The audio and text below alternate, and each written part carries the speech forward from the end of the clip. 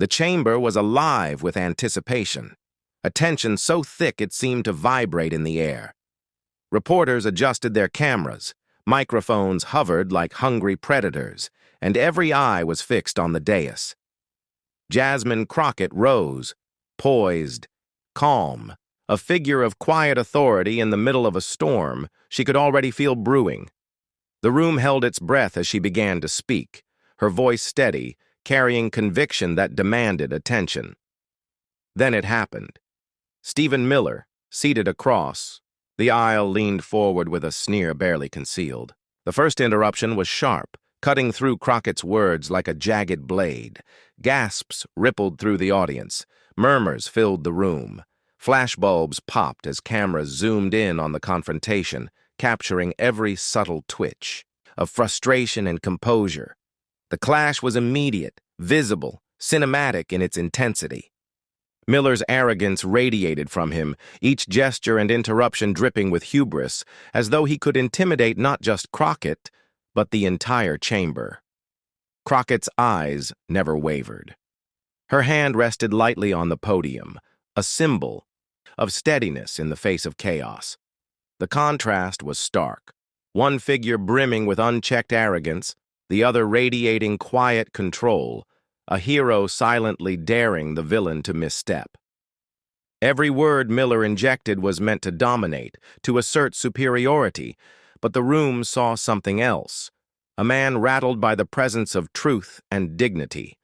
The tension built incrementally, each interruption sharpening the stakes, each glance between them loaded with unspoken challenge. The audience could feel the imbalance, the electricity in the air that only comes when history is quietly, imperceptibly about to pivot. And yet the first interruption was only a taste. The crowd leaned forward instinctively, drawn in by a drama that was both political and personal. But no one could have predicted what would happen on the seventh interruption. A voice seemed to whisper in the back of the mind, a prelude to the crescendo. It was a promise of confrontation, a silent warning that this was more than a debate. It was a test of integrity, composure, and courage under fire. The audience's outrage simmered, curiosity ignited, and a collective pulse of anticipation set the stage for the storm that was about to break. Every camera, every witness, every viewer felt it. Something monumental was about to unfold. The hearing was not just another routine congressional session. It was a stage where national policy, public trust, and the weight of accountability collided. Every question, every answer carried implications far beyond the walls of the chamber. Crockett's words were measured, addressing issues that mattered deeply to millions: immigration, civil rights, and the very principles of justice that define the nation. The stakes were monumental. This was a moment where a single exchange could ripple through headlines, shape social media discourse, and influence public opinion for weeks to come. From the gallery, constituents leaned forward, eyes wide, some gripping phones, others whispering to neighbors, all acutely aware that history was in motion. Reporters live-tweeted every word, hashtags trending before the gavel even dropped. Analysts began speculating in real time, predicting the fallout, debating who held the moral high ground. The chamber itself felt electric, each second pregnant, with potential consequence. Miller's interruptions, initially brief and seemingly calculated, began to escalate with each passing minute. His gestures grew sharper, his tone more insistent, cutting across Crockett's arguments with the confidence of someone used to commanding attention. But with every attempt to dominate, the tension only thickened. The audience sensed a showdown, brewing, the kind that defines narratives and becomes impossible to ignore. And beneath it all, a subtle unease settled over the room. The murmurs of the press, the rising volume of whispered commentary, and the sharp clicks of cameras created a symphony of anticipation. The political and social gravity of the moment pressed down on everyone present. Something unprecedented was taking shape, a confrontation that would not merely conclude with the gavel, but would echo across platforms, headlines, and hearts alike. What happened next would not only challenge decorum, it threatened to redefine the story of the day. Stephen Miller had long been a figure of controversy, a strategist whose influence extended far beyond the aisles of Congress. Known for his uncompromising stances and relentless pursuit of hardline policies, he had built a reputation as someone who wielded power with both precision and intimidation. To his supporters, he was a master tactician, fearless and unyielding. To his critics, he was the embodiment of arrogance, a man who believed rules applied to everyone but himself. His very presence in the chamber carried a weight, a mixture of authority and menace that kept colleagues cautious and press eager. From the moment Crockett began speaking, Miller exuded that same confidence, that same deliberate air of superiority. Each interruption was more than a mere interruption. It was a statement, a calculated assertion of dominance meant to disrupt, derail, and unsettle. He leaned forward, a sharp tilt of the head, a dismissive wave of the hand, subtle smirks curling at the edges of his expression. Every gesture screamed control, designed to remind the room, and Crockett herself, of who he believed held power in that space. His voice cut through the chamber like a blade, confident, insistent, rehearsed.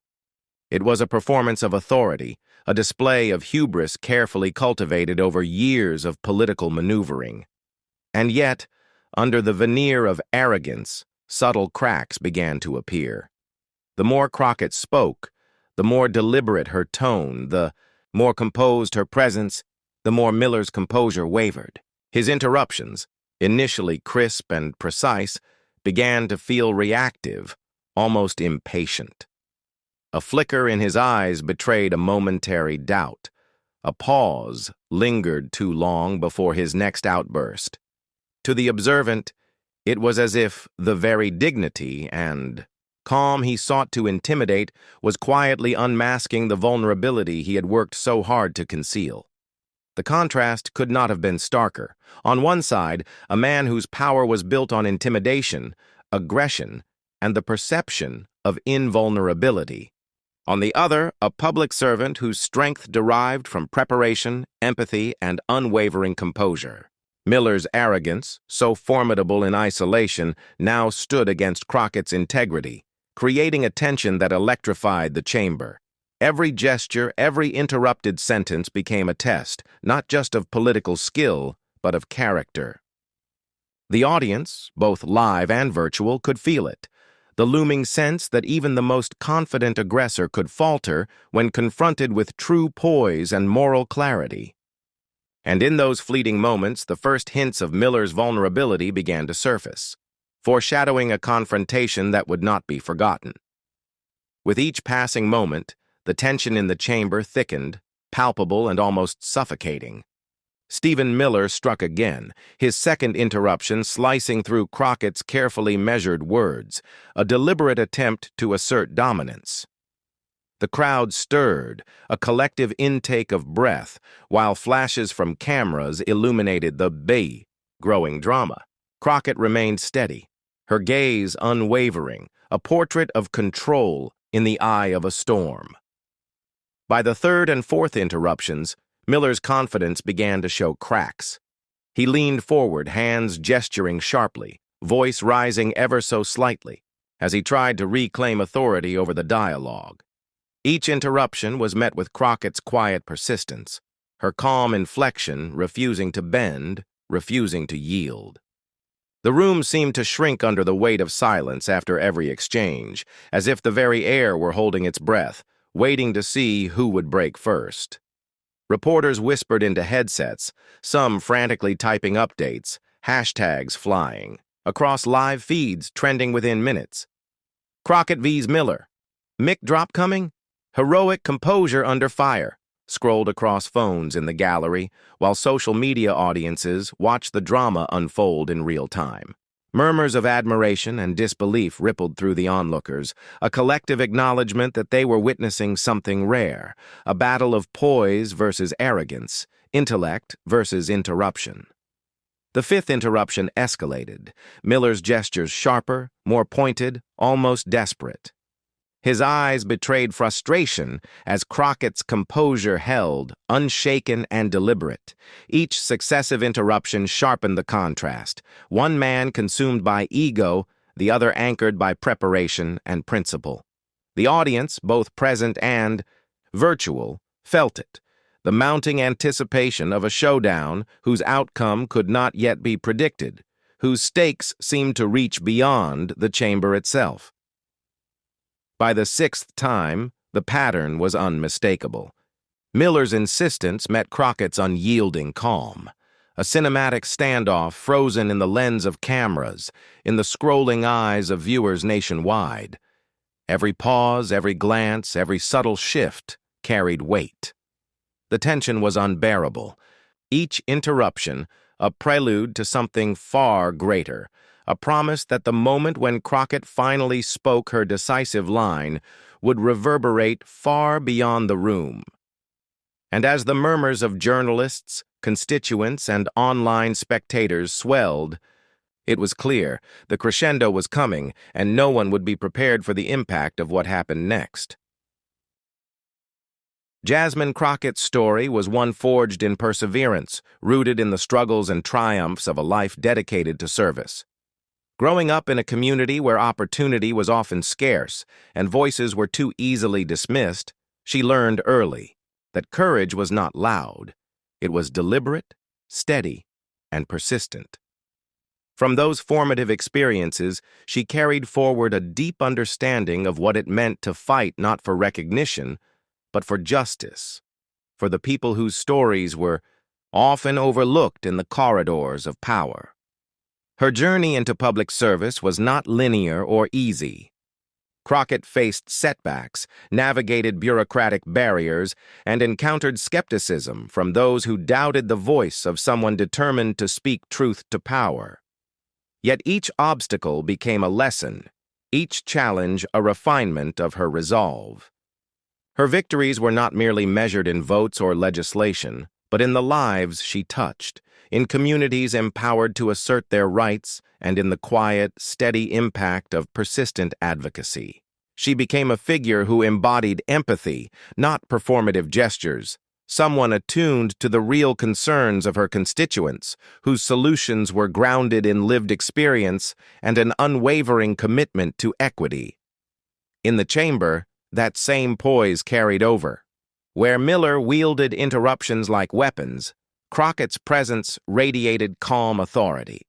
Her words were methodical, chosen with precision, each sentence a thread in the tapestry of reason and integrity. She was a hero defined not by theatrics, but by quiet command, the kind of strength that could absorb pressure, remain unshaken, and ultimately redirect the course of confrontation. Every glance, every deliberate pause, every carefully structured argument was a reflection of her preparation, her intellect, and her moral clarity. The contrast between hero and villain could not have been more apparent. Crockett's dignity and composure illuminated the chamber, a counterweight to the brashness and hubris attempting to dominate the room. In her calmness was strategy, in her patience was inevitability. Observers, whether in the gallery or across screens nationwide, sensed the weight of her readiness, an unspoken understanding that her integrity and meticulous preparation would not just withstand the onslaught of interruptions, but turn the tide. And as she readied herself to speak again, the audience could almost feel it, the moment approaching where preparation would meet opportunity, where composure would confront arrogance, and where truth, methodically deployed, would demand recognition. The stage was set, the players defined, and the first hints of what would become a defining showdown were quietly, inexorably coming into focus. With each passing moment, the tension in the chamber thickened, palpable, and almost suffocating. Stephen Miller struck again, his second interruption slicing through Crockett's carefully measured words, a deliberate attempt to assert dominance. The crowd stirred, A collective intake of breath, while flashes from cameras illuminated the growing drama. Crockett remained steady, her gaze unwavering, a portrait of control in the eye of a storm.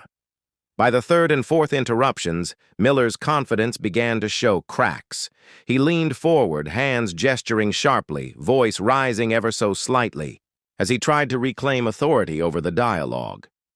Each interruption was met with Crockett's quiet persistence, her calm inflection refusing to bend, refusing to yield. The room seemed to shrink under the weight of silence after every exchange, as if the very air were holding its breath, waiting to see who would break first. Reporters whispered into headsets, some frantically typing updates, hashtags flying, across live feeds trending within minutes. Crockett vs. Miller, Mick drop coming, heroic composure under fire, scrolled across phones in the gallery, while social media audiences watched the drama unfold in real time. Murmurs of admiration and disbelief rippled through the onlookers, a collective acknowledgement that they were witnessing something rare, a battle of poise versus arrogance, intellect versus interruption. The fifth interruption escalated, Miller's gestures sharper, more pointed, almost desperate. His eyes betrayed frustration as Crockett's composure held, unshaken and deliberate. Each successive interruption sharpened the contrast. One man consumed by ego, the other anchored by preparation and principle. The audience, both present and virtual, felt it. The mounting anticipation of a showdown whose outcome could not yet be predicted, whose stakes seemed to reach beyond the chamber itself. By the sixth time, the pattern was unmistakable. Miller's insistence met Crockett's unyielding calm, a cinematic standoff frozen in the lens of cameras, in the scrolling eyes of viewers nationwide. Every pause, every glance, every subtle shift carried weight. The tension was unbearable. Each interruption a prelude to something far greater, a promise that the moment when Crockett finally spoke her decisive line would reverberate far beyond the room. And as the murmurs of journalists, constituents, and online spectators swelled, it was clear the crescendo was coming, and no one would be prepared for the impact of what happened next. And then it happened. The seventh interruption, the one that would define the entire hearing, approached with a weight that seemed to press down on every soul in the chamber. Miller leaned forward again, ready to inject another sharp interruption, to reassert the dominance he had clung to for the last several minutes. Cameras focused on his smirk, on the twitch of his hand, the quick pivot of his eyes toward Crockett, as if daring her to falter. The room held its breath, an almost tangible silence stretching across the gallery and beyond. Crockett paused, letting the tension reach its peak. She did not flinch, did not quicken her words, did not rise to anger. Instead, she drew in a measured breath, her eyes scanning the room, locking for a fleeting moment on each colleague, each reporter, each constituent witnessing the unfolding drama. Her hand hovered lightly over the podium as if conducting the invisible orchestra of justice and integrity. Then, with deliberate calm, she spoke. "You're done, Stephen." The words landed like a hammer striking tempered steel. A hush enveloped the chamber, so deep it seemed the walls themselves had stopped to listen. Faces froze, cameras clicked, furiously, and the reporters' murmurs dissolved into stunned silence. Miller's smirk faltered, the sharpness in his gestures blunted, his jaw tightened, and for the first time, doubt crept across his features, unguarded and unmistakable.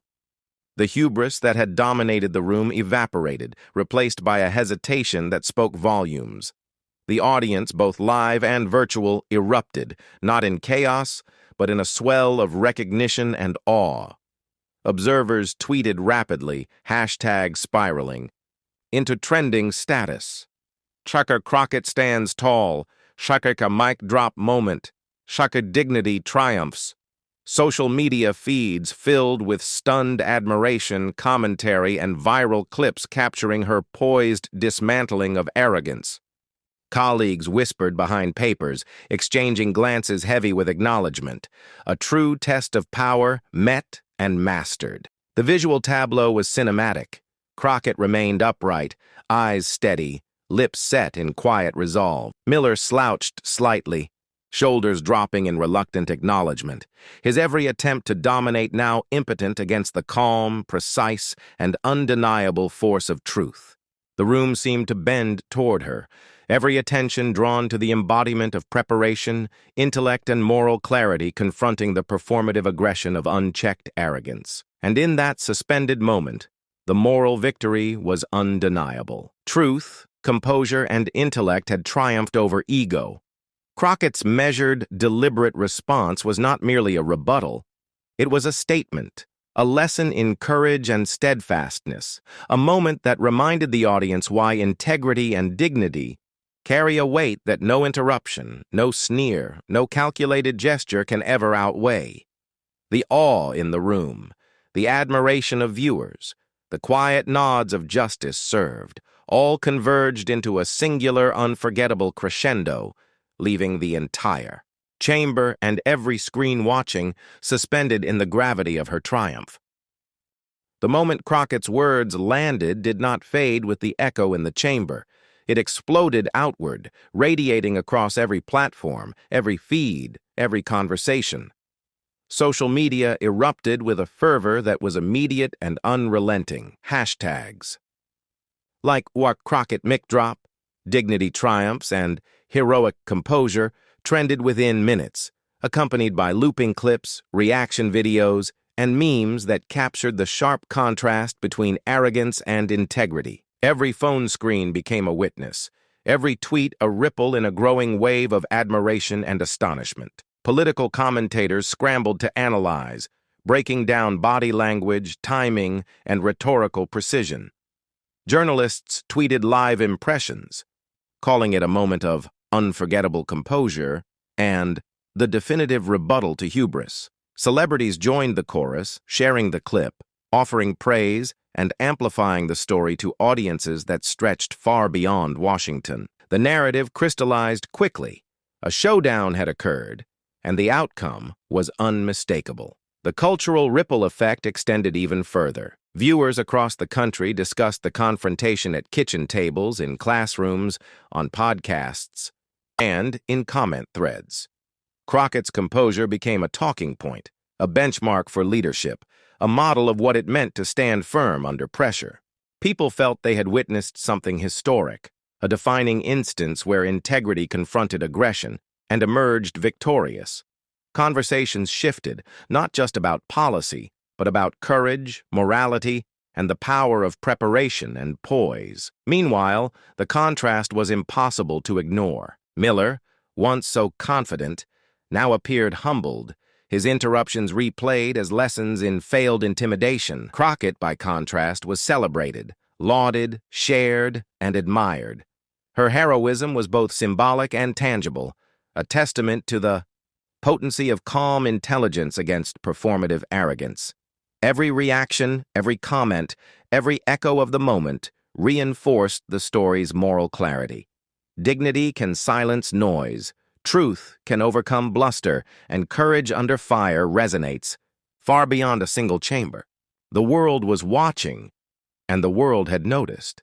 In the stillness that followed the storm, Jasmine Crockett's victory extended far beyond a single chamber or a single exchange. The confrontation was no longer just about interruptions or political posturing. It had transformed into a universal lesson in courage, dignity, and the quiet power of composure.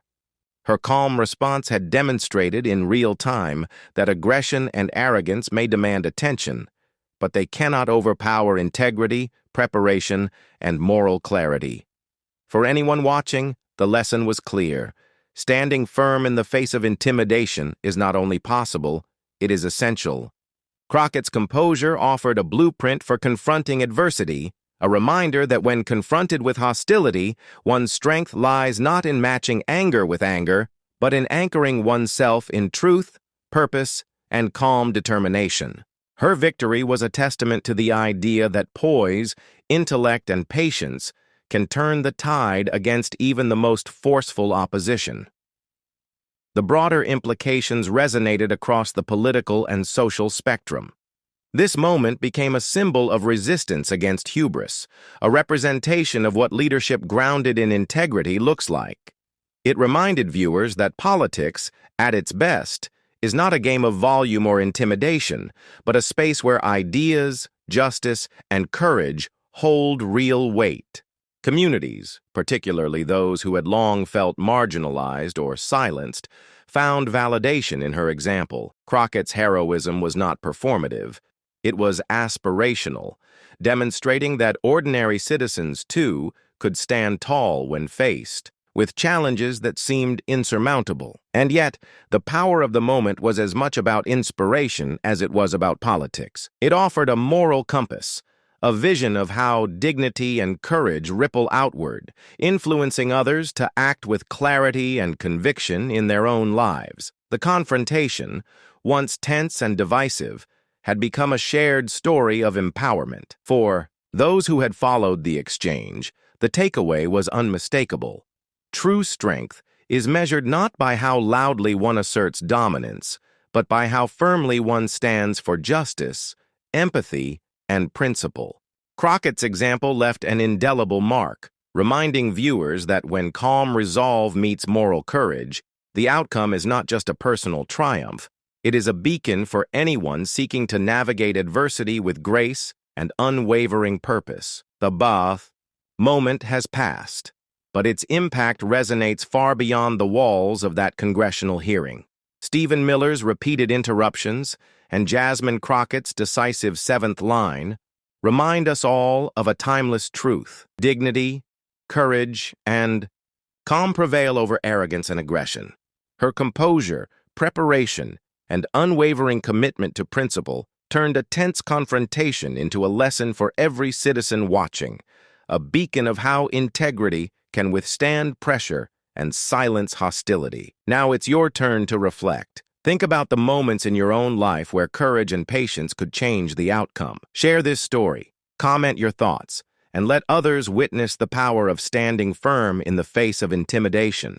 Spread the inspiration. Show the world that heroism can be found not only on the stage of politics, but in everyday acts of moral clarity and courage. Stand firm. Speak truth, and never let arrogance silence your voice. Let Crockett's example remind us that every time we choose integrity over anger, preparation over impulse, and courage over fear, we contribute to a culture of respect, justice, and empowerment. Carry that lesson forward and be part of the movement where calm, dignity, and conviction define true strength.